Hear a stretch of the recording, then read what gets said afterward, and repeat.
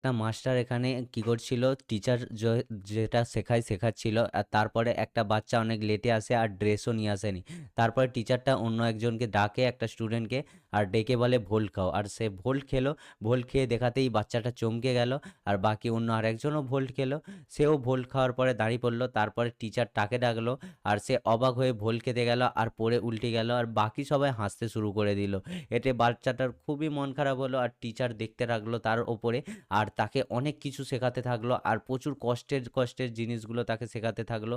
And বাচ্চাটা খুবই উৎসাহিত হলো অ্যান্ড খুশি হলো।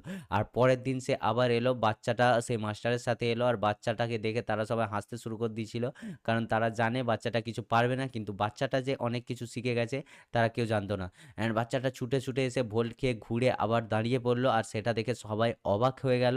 আর তোমাদেরও যদি ভালো লাগে থাকে তাহলে চ্যানেলটিকে সাবস্ক্রাইব করে দাও এমন ভিডিও দেখতে।